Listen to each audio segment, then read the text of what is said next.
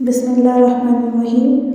رسول اللہ صلی اللہ علیہ وسلم نے فرمایا، دنیا مومن کے لیے قید خانہ ہے اور کافر کے لیے جنت ہے۔ تم خود کو پاک مت کہو، تم میں سے نیک آدمیوں کو اللہ جانتا ہے۔ تم میں سے پوری عقل والا وہ ہے جو اللہ سے سخت جو بغیر کے لوگوں کو فتویٰ دے، اس پر فرشتے لعنت جو شخص حق ہوتے ہوئے جھگڑے کو ترک کر دے، اس کے لیے جنت کے درمیانی حصے میں مکان بنا دیا جاتا ہے۔ جہاں راستہ بھول جاؤ وہاں داہنی سمت اختیار جب تم بیمار کے پاس جائے تو اس سے اپنے لیے دعا کی طلب کر۔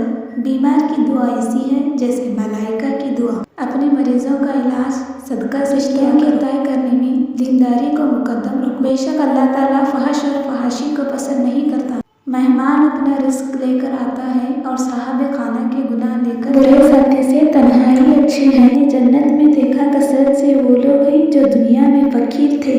تو وضو کامل کر، تیری عمر میں خیرات ہی ہوگی، روکو ورنہ تمہارا چھوڑ دیا جائے گا۔ انصاف کی بات ظالم بادشاہ کے روبرو کہہ دی جائے۔ اللہ اس آدمی کو پسند نہیں کرتا جو میلا کچلا اور پریشان کسی مومن کو غمگین کرنے کے بعد اسے تمام دنیا بھی عطا کر دے، تب بھی اس کا کفارہ نہیں ہو سکتا اور وہ نہیں چاہا۔ اجل خواہش ہے کہ میری امت کے ہر فرد کے دل میں سورہ یاسین ہو۔ جھوٹ رزق کو کم کر دیتا ہے۔ سب سے پہلے جو چیز انسان کے ترازوئے اعمال میں رکھی جائے گی وہ انسان کا وہ خرچ ہوگا جو اس نے اپنے گھر والوں پر کیا ہوگا۔ مومن کا مرض اس کی خطاؤں کا کفارہ ہوتا ہے۔ مہمان اپنا رزق ساتھ لاتا ہے اور میزبان کے گناہ لے جاتا ہے۔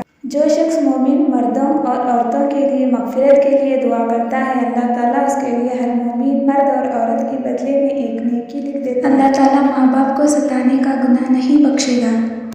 بے شک کسی شخص کا صدقہ اس کی قبر سے گرمی کو دور کر دیتا ہے اور قیامت کے دن اپنے صدقے کے سائے اپنی کمائی پاک رکھو، تمہاری دعائیں قبول ہوگی۔ جو بھی لڑکا اپنے ماں باپ کو محبت اور احترام کی نظر سے دیکھتا ہے تو اللہ تعالیٰ اس کی ہر نظر کے بدلے ایک نفلی مقبول حج کا ثواب دیتا ہے۔ مسلمانوں، اگر تم میں سے کوئی چاہتا ہے کہ وہ اللہ سے باتیں کرے تو اس کو لازم ہے کہ قرآن پڑھا کرو، اس لیے کہ وہ قیامت کے دن اپنے پڑھنے والوں کا سفارش بن کر آئے گا اور اس کی شفاعت قبول بھی ہوگی۔